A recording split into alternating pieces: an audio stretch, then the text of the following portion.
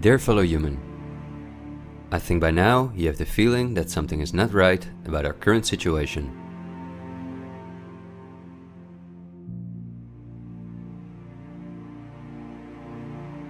But I also think that the many ill-founded conspiracy theories may have caused you to distance yourself from both the media scaremongering and from those who spread the conspiracy theories. Still, I hope you will listen to me for a moment, because as you watch this video, hundreds of millions of people worldwide are falling into poverty because of the measures that have been in place for so long.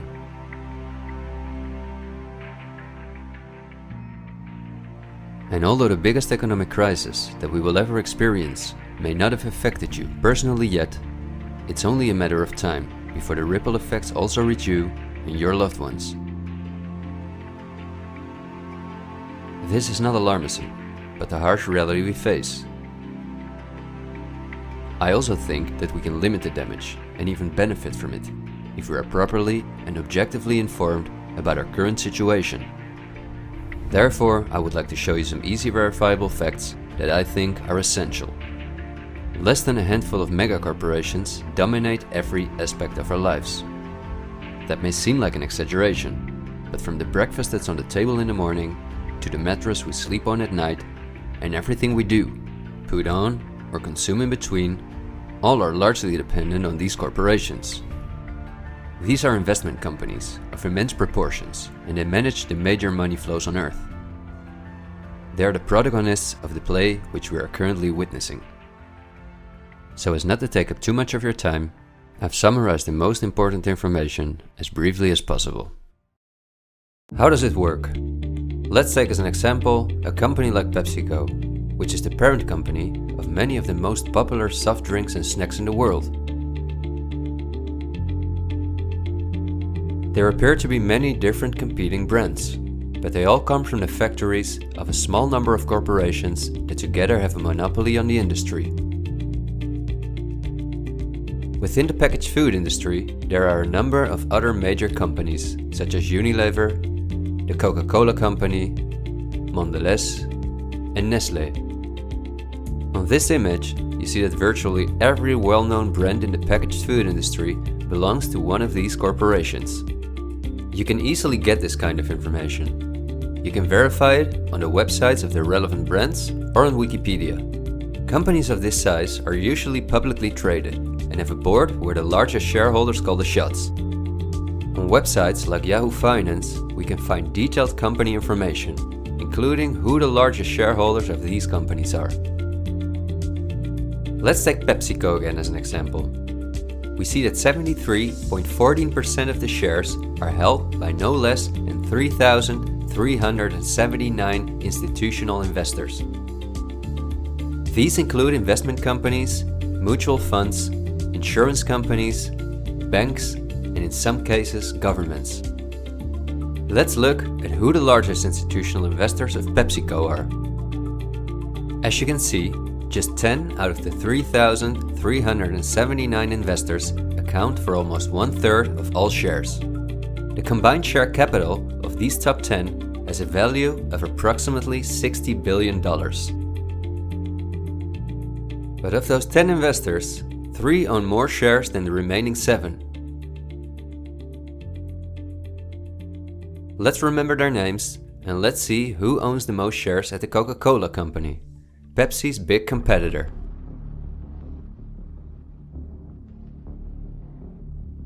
We see that just like with PepsiCo, the majority of the shares are held by institutional investors.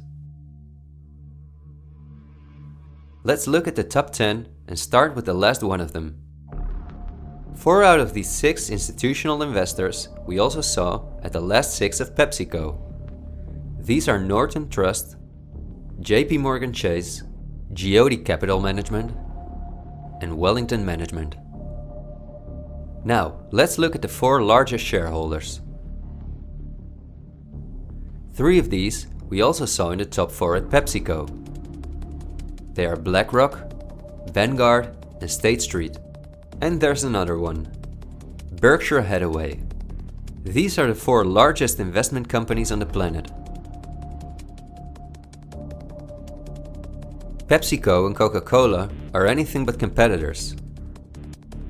But also the other big companies that own many brands, such as Unilever, Mondelez and Nestlé, are owned by the same small group of institutional investors. And you don't only find these names in the packaged food industry.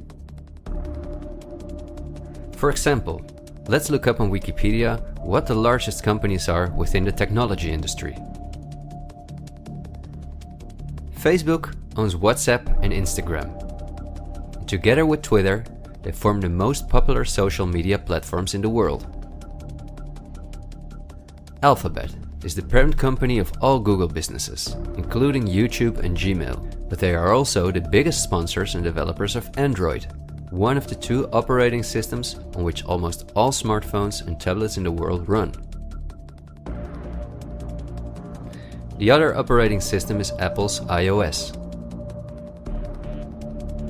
Finally, if we add Microsoft to the other three, we see that 4 companies produce the software that almost all computers, tablets and smartphones in the world depend on. Let's see who owns the most shares of these powerful companies. If we look at Facebook, we see that more than 80% of the shares are owned by institutional investors. These are the same names we saw in the food industry. Again, the same investors at the top. Then Twitter, which with Facebook and Instagram makes up the top 3. Amazingly, we see that the company is also owned by the same investors.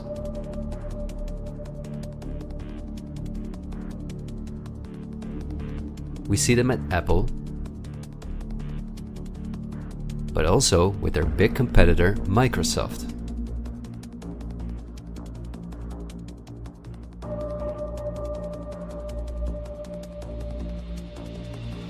When we look at all the other companies that dominate the technology industry and build our computers, TVs, smartphones and household appliances, we see the same big investors who own a majority of the shares.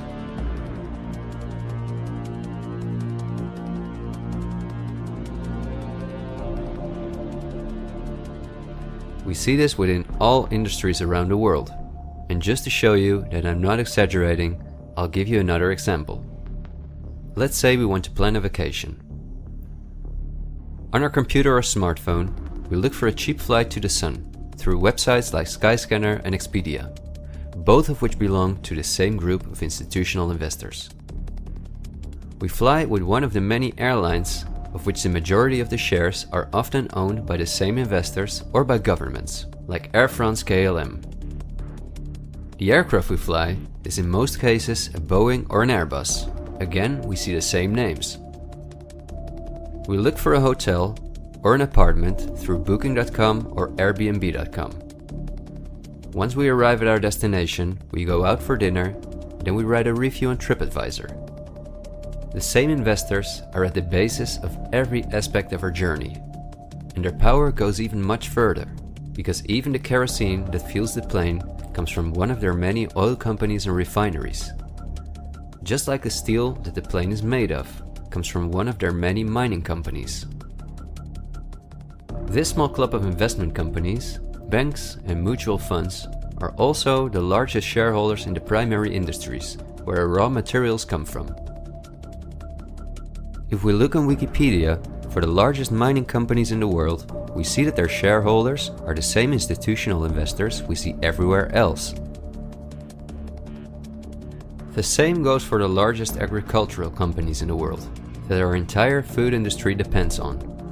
For example, they own Bayer, the parent company of Monsanto, the world's largest seed producer, which produces 90% of all the cotton seed on Earth, as well as the majority of all other seeds. But these institutional investors are also the shareholders of the largest textile manufacturing companies in the world, and even the numerous popular clothing brands that turn the cotton into the clothes we wear are owned by the same group of investors.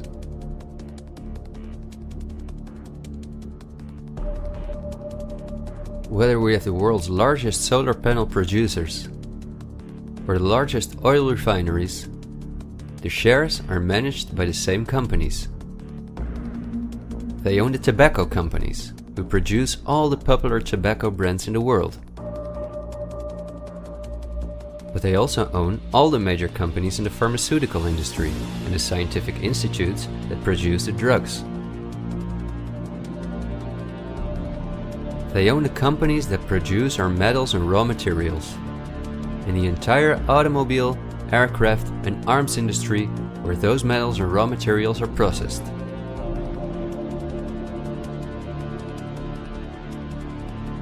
They own the companies that build our electronics.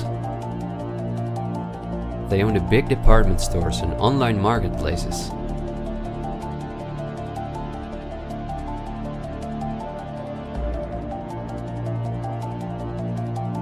And even the payment methods that we use to pay for their products.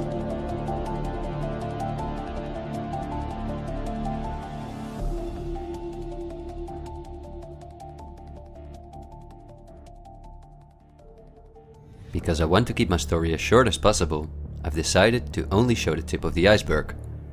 If you decide to investigate on your own, using the sources that you've just seen, then you will discover that even many of the most well-known insurance companies, banks, construction companies, telephone companies, restaurant chains, and cosmetic brands are owned by the same institutional investors we just saw.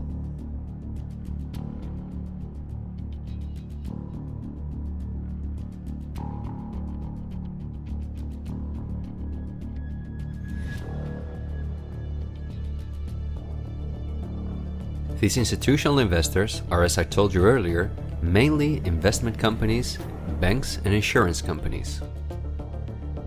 They are in turn also owned by shareholders. Now, what is the most amazing thing?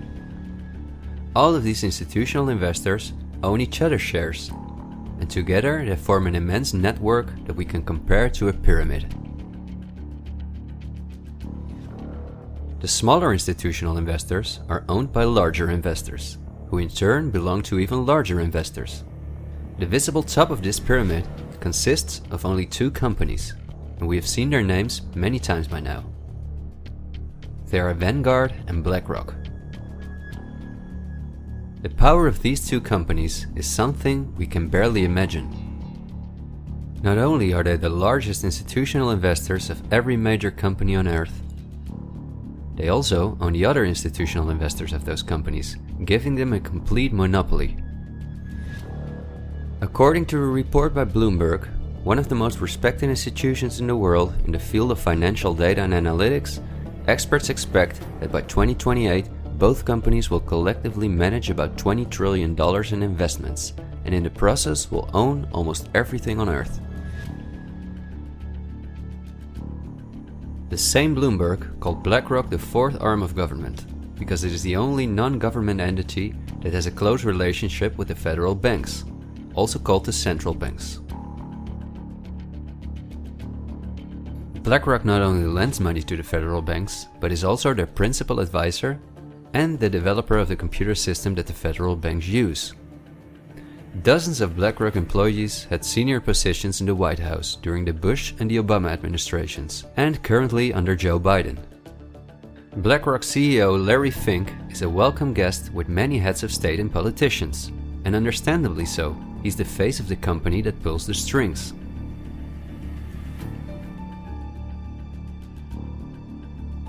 Yet Larry Fink does not pull the strings himself. In fact, BlackRock itself is owned by shareholders. And if we look at who those shareholders are, we come to a strange conclusion. We see that BlackRock's largest shareholder is Vanguard, and this is where it gets dark.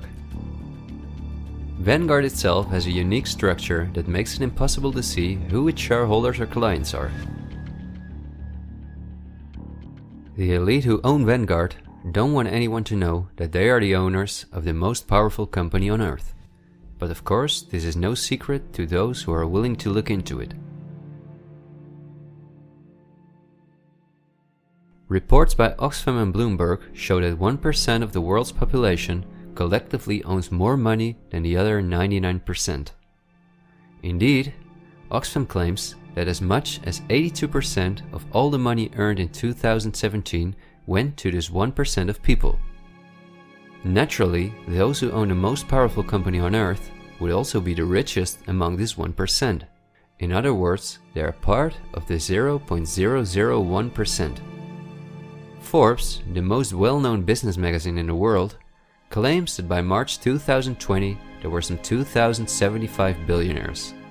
Oxfam's report showed that 2/3 of all these billionaires obtained their fortune through inheritances and monopolies. So this means that Vanguard is in the hands of the richest families on earth. If we study their history, we discover that these families have always belonged to the top of the pyramid, some even well before the Industrial Revolution began. Because their history is so interesting and extensive, I will explain some more about them in the follow-up video that I'm currently working on. But in order not to elaborate too far, I will just point out that many of these families belong to royal bloodlines, and they are the founders of our banking system, the United Nations, and every industry in the world.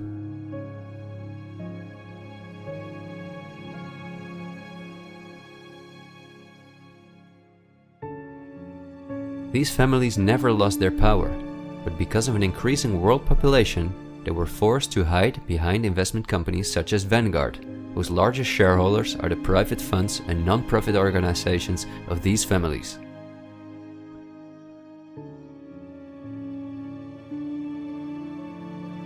To make the bigger picture more clear, I need to briefly explain something about these non-profit organizations. These are the links that connect the business community with politics and the media, allowing major conflicts of interest. At first glance, however, this is not too noticeable. Non-profits, also called foundations, are organizations that rely on donations, and they do not have to publish from whom they receive those donations. They can invest this money in whatever they want, and do not have to pay tax on their profits as long as those profits are reinvested in other projects that they are involved in. Non-profits can move hundreds of billions of dollars from invisible investors. According to a report by the Australian government, this makes non-profit organizations ideal to finance terrorist groups and launder large sums of money.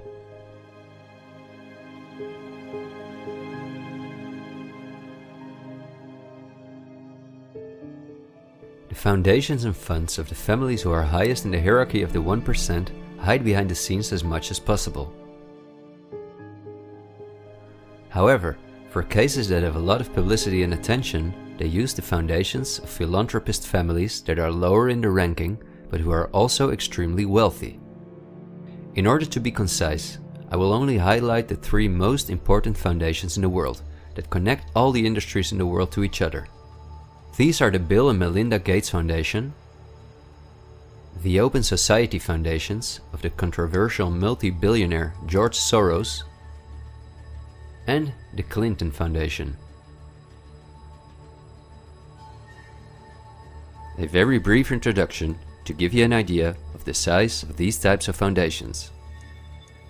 According to the official website of the World Economic Forum, the Gates Foundation is the largest funder of the World Health Organization, after President Donald Trump halted the funding of the WHO by the US in 2020. This makes the Gates Foundation one of the most influential organizations in the world in the area of everything that relates to our health. The Gates Foundation has a close partnership with the 16 largest pharmaceutical companies in the world, including Pfizer, AstraZeneca, Johnson & Johnson, BioNTech, and Bayer, and we have just seen who own the most shares of these companies.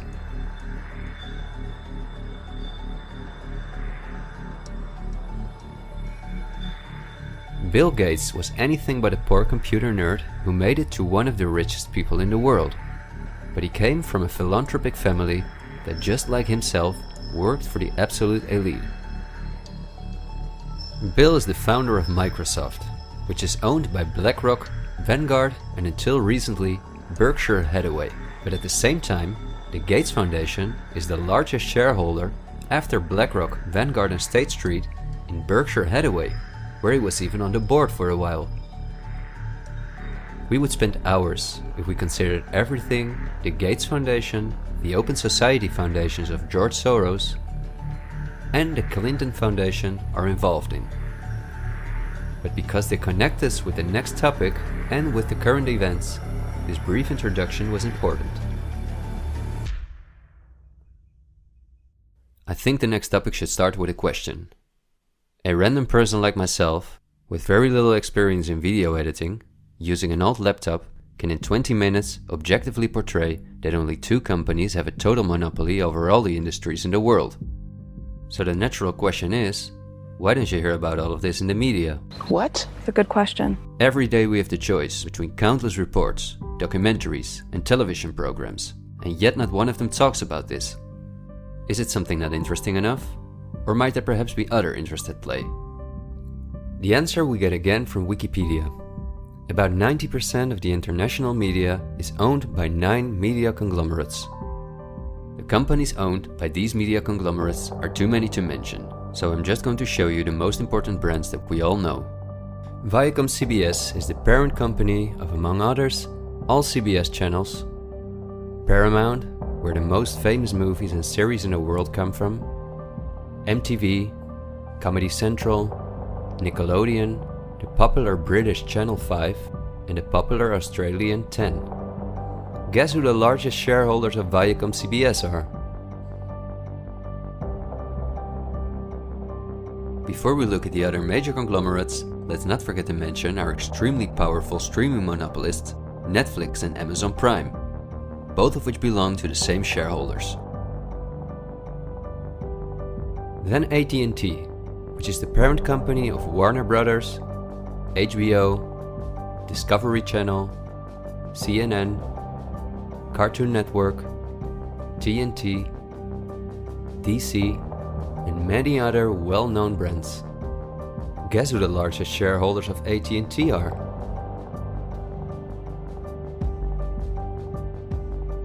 The third one is the all-powerful News Corp. This company owns many of the most well-known national and regional newspapers, magazines, and TV channels in the US, the UK, and Australia. The shares of News Corp are owned by the American multi-billionaire Rupert Murdoch and by the institutional investors we see everywhere else. News Corp's sister company is Fox Corporation, which is also one of the most powerful media conglomerates on Earth. Just like News Corp, it is owned by the Murdoch family and the usual investors. Then the Walt Disney Company, a conglomerate of unimaginable dimensions, with many subsidiaries such as Pixar, Marvel, 20th Century, Lucasfilm, ABC, National Geographic, and Hulu. Who are their biggest shareholders? Another powerful media conglomerate is Comcast. This is the parent company of NBC, DreamWorks, Universal, the Sky Group, Focus Features, Xfinity, and many other major media brands. As you would expect, their largest shareholders are Vanguard and BlackRock.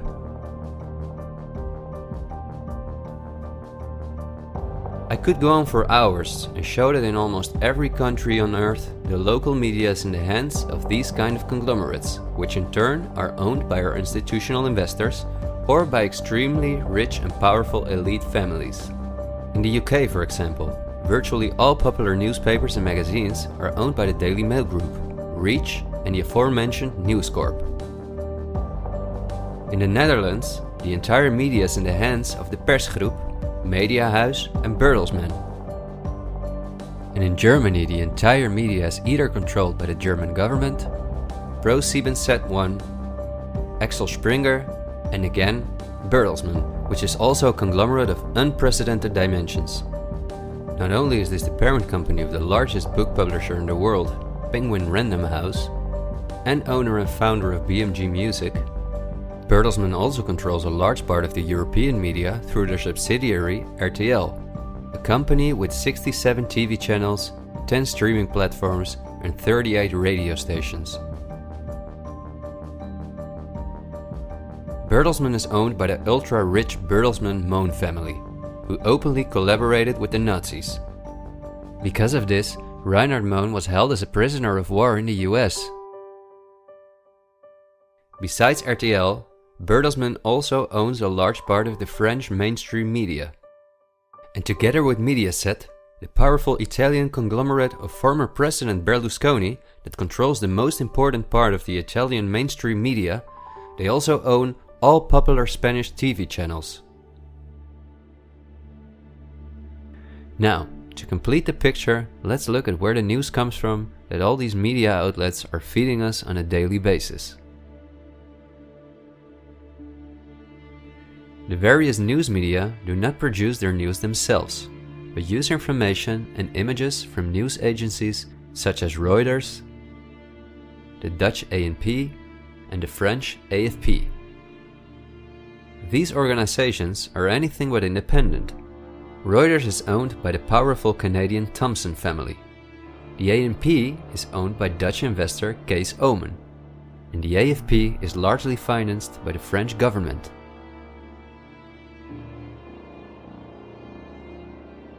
The main journalists and editors who work at our media or at these news agencies are affiliated with important journalistic organizations, such as the European Journalism Centre. These are one of the largest funders of media-related projects across Europe. They train journalists, produce study materials, give internships at, for example, the ANP, and work closely with the world's largest corporations such as Google and Facebook. For journalistic analysis and opinion, all the major media outlets in the world use Project Syndicate, the most powerful organization within its field. It supplies the 506 most important media outlets in 156 countries. Project Syndicate, plus an organization such as the European Journalism Centre, together with the news agencies, are the connecting link between all the different media outlets around the world. When newscasters read the news from their teleprompters, there is a good chance that the text comes from one of these organizations. As a result, the global media is often synchronized in its reporting. We are concerned about trouble and trend of irresponsible, one-sided news stories plaguing our country. The sharing of biased and false news has become all too common on social media. More alarming, some media outlets publish these same fake stories without checking facts first. The sharing of biased and false news has become all too common on social media. More alarming, some media outlets publish these stories simply aren't true without checking facts first. Unfortunately, some members of the media use their platforms to push their own personal bias and agenda to control exactly what people think. And this is extremely dangerous to our democracy. This is extremely dangerous to our democracy. This is extremely dangerous to our democracy. This is extremely dangerous to our democracy. This is extremely dangerous to our democracy. This is extremely dangerous to our democracy. This is extremely dangerous to our democracy. This is extremely dangerous to our democracy. This is extremely dangerous to our democracy. This is extremely dangerous to our democracy. This is extremely dangerous to our democracy. This is extremely dangerous to our democracy. This is extremely dangerous to our democracy. In September 2020, the European Journalism Centre and Facebook set up a fund to support selected news organizations to do the reporting during the corona crisis. Let's see who the organizations are that, along with the news agencies, produce our news. At Project Syndicate, we see the Bill and Melinda Gates Foundation, the Open Society Foundation, and the European Journalism Centre.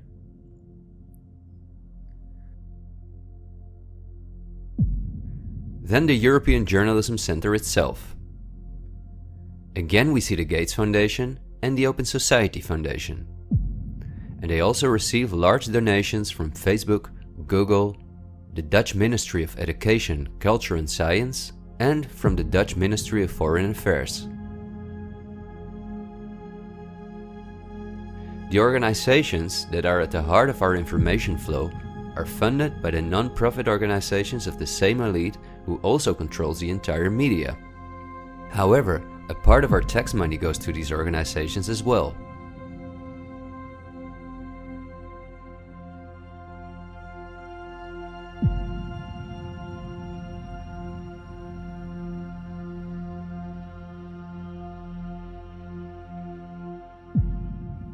Okay, I realize this was a lot of information to process, and believe me, I've made it as short as possible, and I've only used those examples that seem necessary to show you the overall picture, so you can understand the current situation better. It is an all-encompassing topic that can change our view on many historical events, but my goal is to inform you about the danger in which we presently find ourselves. There will be enough time for us to delve into the past, so let's talk about the current events now. The elite that controls every aspect of our lives, up to the information that we receive, depends on an unimaginably coordinated collaboration to keep all the different industries on Earth connected to each other, in order to ensure they all work in the elite's interests. This happens at the World Economic Forum, one of the most important organizations in the world. At its annual meeting in Davos, the CEOs of the largest companies on Earth gather along with heads of state, politicians, and other influential individuals and organizations like UNICEF and Greenpeace.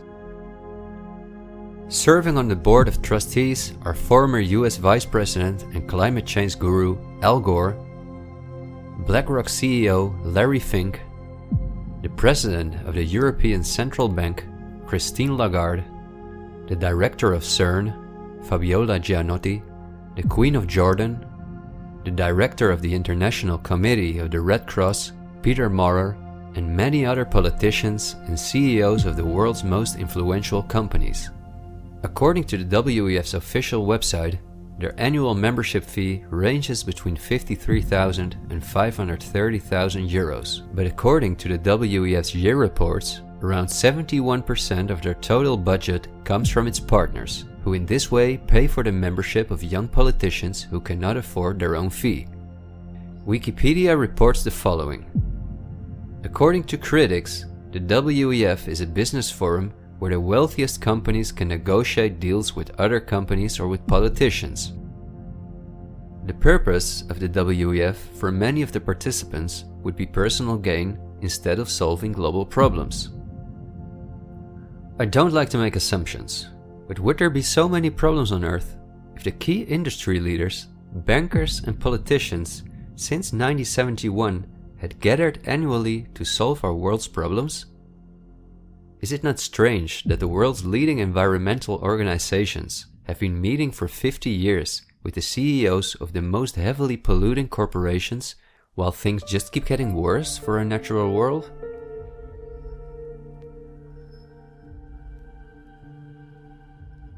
That these critics of the WEF are right soon becomes clear when we look at who the most important partners are that account for almost 71% of the WEF's budget. There are BlackRock, the Open Society Foundations, the Bill and Melinda Gates Foundation, and many other large corporations of whom Vanguard and BlackRock own the shares directly or indirectly.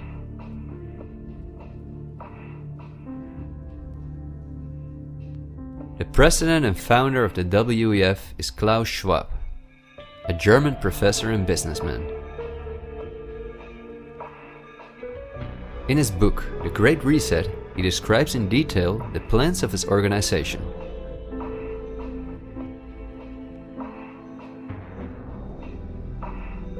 The coronavirus, according to him, is the excellent opportunity to literally reset our society in every regard.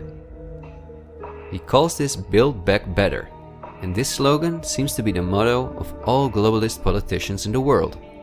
And it's now a historical moment, a crucial moment, to rebuild the future, to reset our policies. And of course, we also want to work together on building back better. You know, I said we're going to build back and we're going to build back better. It's certainly a major crisis, but it also offers us a unique opportunity. We must use this historical opportunity. Together we can turn a crisis into an opportunity. But this global pandemic has also created an opportunity to build back better. To build back better later. But also to build back better. To build back a better world. To build back better. We can't just build back, we got to build back better. And achieve the Sustainable Development Goals. And climate action is an essential part of that. According to Schwab, our old society should be exchanged for a new one, in which countries give up their sovereignty to an all-encompassing world government, in which people own nothing but work for the state, in exchange for their housing, healthcare, and all their other basic needs. All of this is necessary, according to the WEF, because our modern consumer society, which the elite themselves imposed on us, can't keep going as it is. It's no longer sustainable.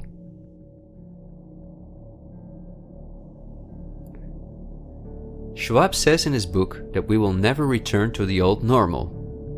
And the WEF published a video that makes it clear that in 2030 we will own nothing, but we will be happy.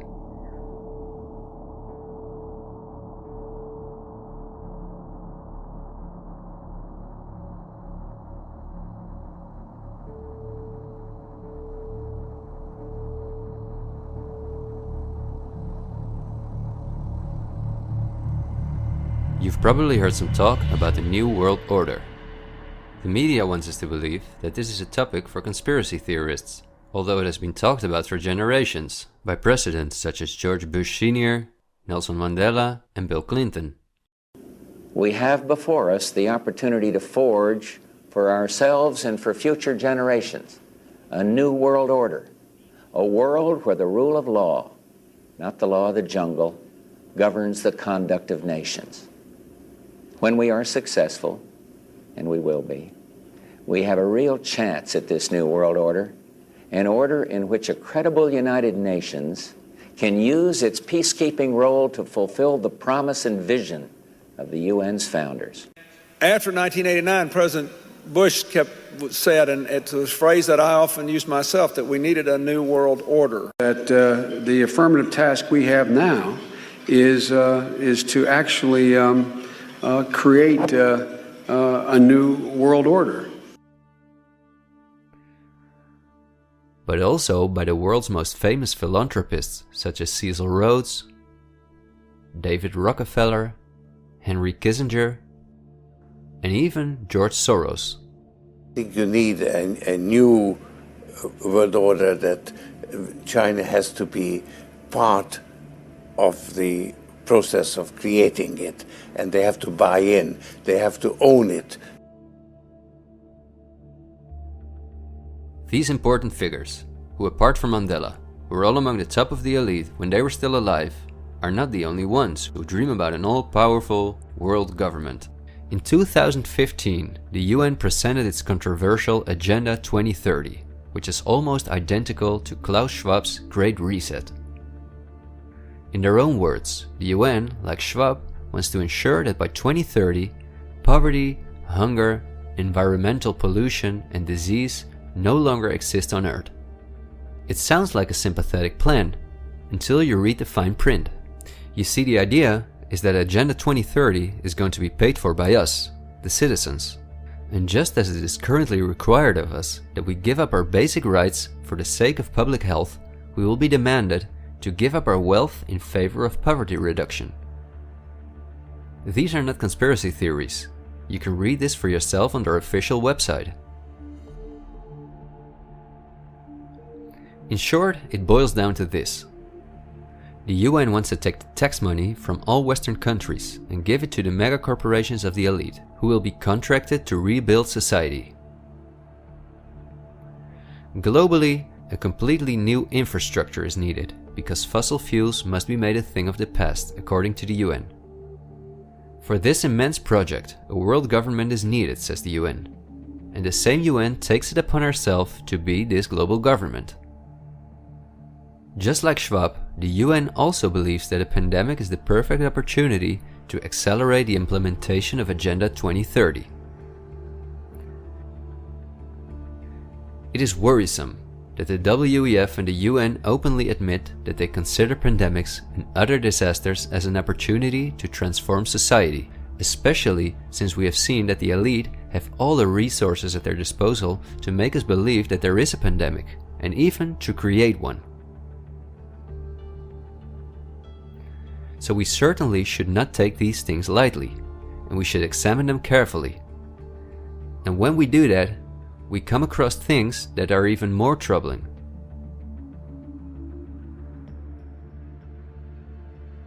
On Friday, October 18, 2019, months before the pandemic was declared, a meeting was held at the Pierre Hotel in New York City for a select group of about 130 very important guests, including politicians and the world's most respected medics and pharmacists. The purpose of the meeting was to simulate the possible scenarios in the event of a global pandemic. This could be a coincidence, you might say. For this simulation, however, a coronavirus was used as an example.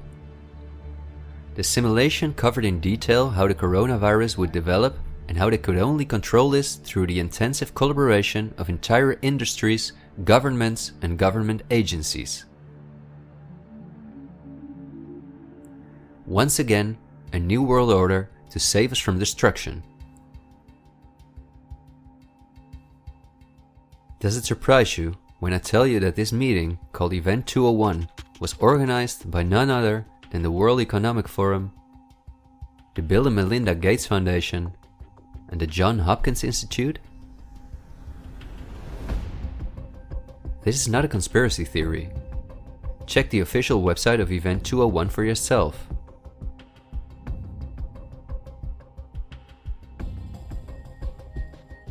Perhaps at this point, it will no longer surprise you that the German Robert Koch Institute, which like every national health institute in the world is closely linked to the WHO, which is funded by Bill Gates, created a similar simulation in 2012.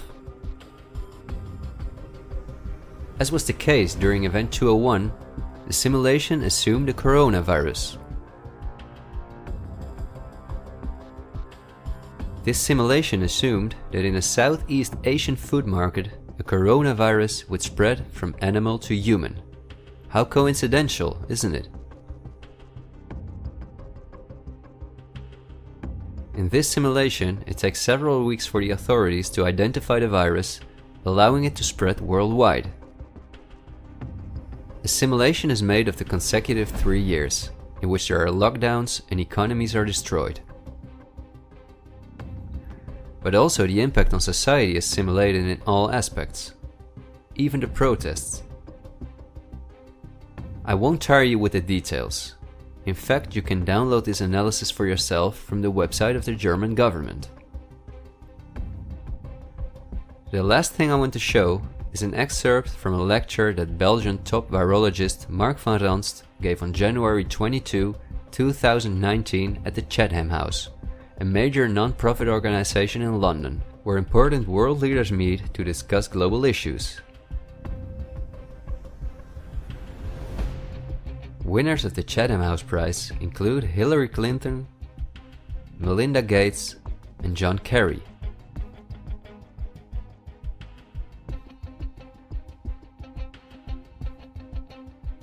What Van Ranst is discussing is simply shocking. Van Ranst in fact explains how he has fooled the entire Belgian population during the swine flu through fear-mongering, out-of-context mortality rates, and media manipulation. He laughingly explains how he managed to impose the vaccine for the swine flu on the frightened Belgian population, a vaccine produced by the pharmaceutical companies he worked for. Thank you very much, Ab. Thanks for the invitation. And I was asked to tell you about my experiences being the crisis manager, the flu commissioner for Belgium, and highlighting the communication. And then you have one opportunity to do it right. I mean, day one is so important. In day one, you start your communication with the press, with the people, and you have to do it right. I mean, you have to go for one voice, one message. In Belgium, they chose to appoint a non-politician to do that. I mean, I have no party affiliations, and that makes things a little bit, at that time at least, a little bit easier, because you're not attacked politically, majority, minority. That doesn't come into play, and that was a huge advantage. The second advantage is that you can play in Brussels the complete naive guy and get a lot more done than you would otherwise be able to do. You have to be omnipresent that first day or the first days, so that you attract the media attention. You make an agreement with them that you will tell them all, and if they call, you will pick up the phone. When you do that, then you can profit from these early days to get complete carpet coverage of the field, and they're not going to search for alternative voices there. And if you do that, that makes things a lot easier. These first weeks, That's easy street. When you have no opposition and everybody needs news and they can come to you for news, you can bring quite a lot of neutral information, and it is picked up, and it is well, the news is brought the way you bring it, and that is you can only do that in the first couple of weeks or months. And then you have to say, okay, well, we will have H1N1 deaths. Of course, that would be unavoidable. I used there Sir Donaldson's quote, where he said that in the UK, by the peak of the epidemic, 40 people would die per day at the end of the summer. So 62 at that time million people in the UK, 40 deaths a day. I worked it out for Belgium. That would be 7 deaths a day at the peak of the epidemic. I used that in the media. 7 Belgian flu deaths per day at the peak of the epidemic would be realistic. That is true in every year, even interpandemically. That is very, very conservative. However, talking about fatalities is important, because when you say that, people say, wow, what do you mean? People die because of influenza? And that was a necessary step to take. And then, of course, a couple of days later, you had the first H1N1 death in the country, and the scene was set and it was already talked about. And then you had to pick who is going to be vaccinated first. And then, well, women and children first, whatever. I mean, risk groups, they were important. And then I misused the fact that the top football soccer clubs in Belgium inappropriately and against all agreements vaccinated they made their soccer players priority people. So I said I can use that. Because if the population really believes that this vaccine is so desirable that even the soccer players would be dishonest to get their vaccine, I said, okay, I can play with that. So I made a big fuss about this. This is Van Ranst is raving mad. But it worked. The Chatham House organization is also funded by all major corporations of the elite, the Gates Foundation and the Open Society Foundations. We could talk for hours about the coronavirus, which has a survival rate of 99.98%, and about the incomprehensible measures that are destroying our society. Millions of entrepreneurs have lost their income. Countless elderly people have died in loneliness, isolated from their families. But I think we have reviewed enough facts that put the global COVID measures in a broader context, seen from the perspective of the elite. This extremely wealthy elite, collectively of tens of thousands of billions, has no problem whatsoever with the fact that more than 40% of the world's population has to live on less than $5.50 a day, or that millions of children are dying from the drinking water contaminated by them, or from malnutrition, or by their bullets and bombs. They just want to get more powerful. The elite have absolutely no intention to share their wealth with us.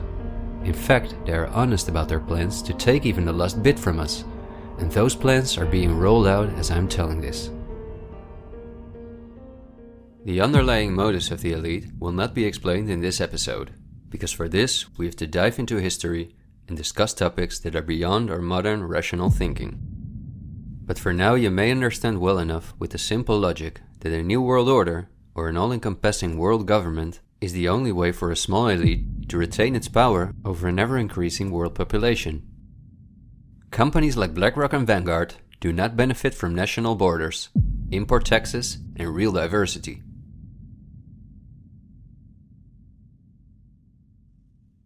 Only through fear and media manipulation can they maintain their grip on all of us. And I deliberately haven't even mentioned the inhumane blackmailing methods by which the elite keep their own most important minions in line. Because if this topic has aroused your curiosity, you will undoubtedly find out all about this in time. The elite have no intention to cure us from the countless diseases we've contracted from the toxic food they've produced, and from the environmental pollution which they have caused. After all, if we didn't get sick, the entire pharmaceutical industry would collapse. Nothing sells like fear is the motto of top virologists like Mark van Ranst. You will be amazed, as I was, when you discover that we have been warned countless times about this elite. I think we're being run by maniacs. If anybody can put on paper what our government and the American government, etc., and the Russian, Chinese, what they are actually trying to do, I think they're all insane. But I'm liable to be put away as insane for expressing that. That's what's insane about it. I mean, don't you agree? For we are opposed around the world by a monolithic and ruthless conspiracy that relies primarily on covert means for expanding its sphere of influence, on infiltration instead of invasion, on subversion instead of elections, on intimidation instead of free choice, on guerrillas by night instead of armies by day. It is a system which has conscripted vast human and material resources into the building of a tightly knit, highly efficient machine that combines military, diplomatic, intelligence, economic, scientific, and political operations. Its preparations are concealed, not published. Its mistakes are buried, not headlined. Its dissenters are silenced, not praised. No expenditure is questioned, no rumor is printed, no secret is revealed. President Kennedy has been assassinated. It's official now. The president is dead. Women here in shock, some have fainted. Grown men, Secret Service men standing by the emergency room, tears streaming down their face. There's only one word to describe the picture here, and that's grief, and much of it. It's official. As of just a few moments ago, the President of the United States is dead.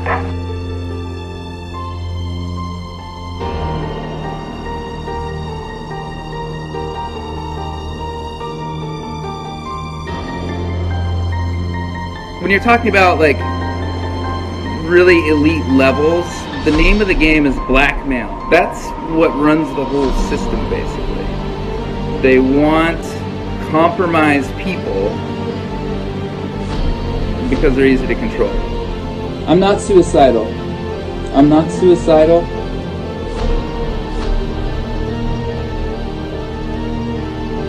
The deep state is those people within the U.S. government that are career employees that cannot be fired by people that we elect, by the Congress or the President.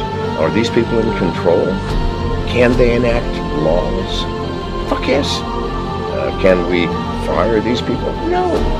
Can presidents fire them? No. It's designed that way so that political parties and political interests cannot affect the deep state. Do you understand the nightmare of our situation, people? It is no secret. It is as open as it can be. The deep state does control America. Wake up, people, please. God. Use some common fucking sense. Thank you.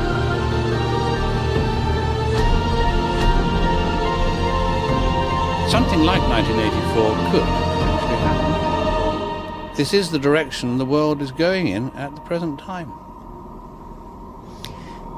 In our world, there will be no emotions except fear, rage, triumph, and self-abasement.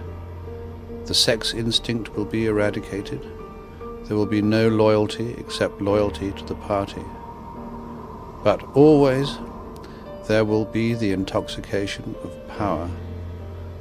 Always, at every moment, there will be the thrill of victory, the sensation of trampling on an enemy who is helpless.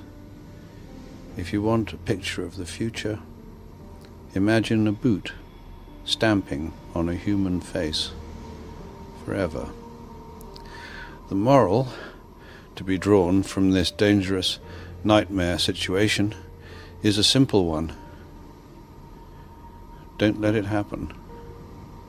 It depends on you. With this video, I hope to reach you, to reduce the ever-increasing distance between us. Only when we are divided can the elite retain its power over us. The greatest fear of the elite is that we will realize what is really going on Earth. And the only way the elite thinks they can prevent this from happening is through censorship,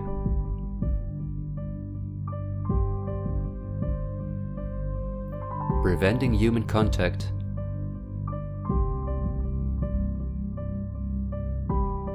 the incessant framing of political opponents and those who think differently,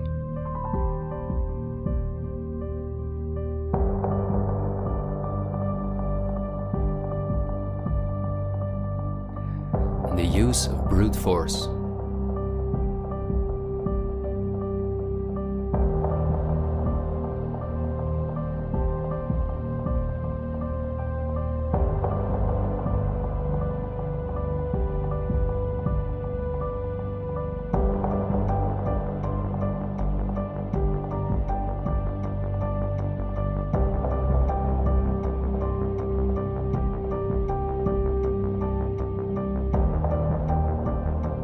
The plans of the elite are clear, and so is the ruthless way in which they want to accomplish them.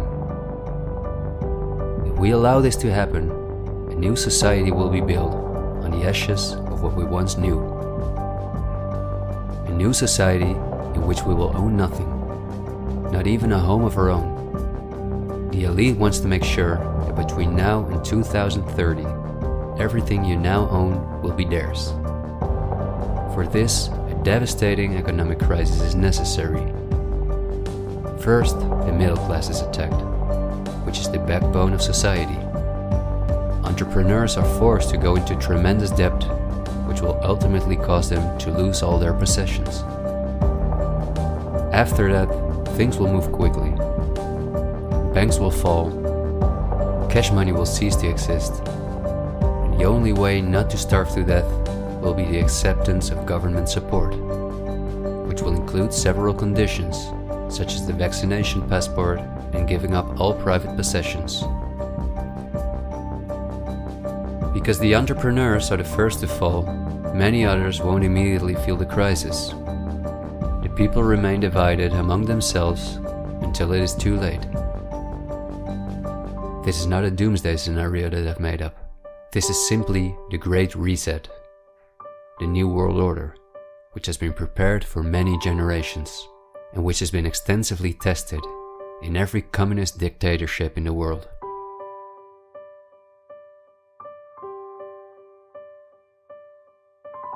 But this can also go a different direction, and instead of a great reset, we can cause a great awakening and create a world where no one has to go hungry, and where we can live in a sustainable way, in freedom, with each other and with nature. This is not an idealistic daydream. There have always been forces that have sought to break the power of the elite, but until recently, our means of communication were always insufficient to get a mass network in motion. The elite have always kept us in ignorance about the discoveries of geniuses such as Tesla, who was far advanced in the field of clean, free energy. Or Dr. Rife, who used radio waves to cure at least 16 terminal cancer patients before he, just as Tesla, died in a suspicious manner. Or Henry Ford, who in 1941 had already made a car out of bioplastic that proved stronger than steel. The elite have hidden countless such techniques from us because they form a threat to their monopolies in every industry. These were techniques that would have given us freedoms and put the elite's power at risk, which is based on our fear and dependence on their projects. These are not conspiracy theories, but facts. What I am saying is that a world of new possibilities is opening up for all of us, where there is no poverty, no pollution, diseases, or wars, and in which governments work for the welfare of the people rather than the other way around. Countless ailments that provide the pharma industry with hundreds of billions of dollars will be cured. No one will have to work their ass off to live a dignified life.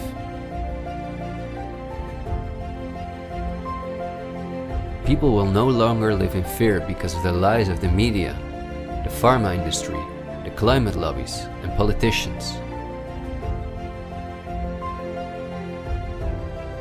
It's all on the horizon, but we have to go through the storm first and recognize what the real problem is in our society. I want to thank you for listening to me, and I hope someday, in freedom, together we'll reflect back on this unique moment in history. There is still so much to tell, but we will save the rest for later.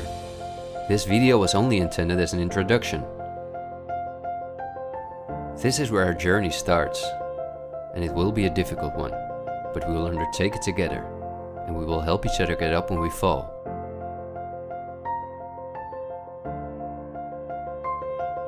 We will not be afraid. We are the 99%.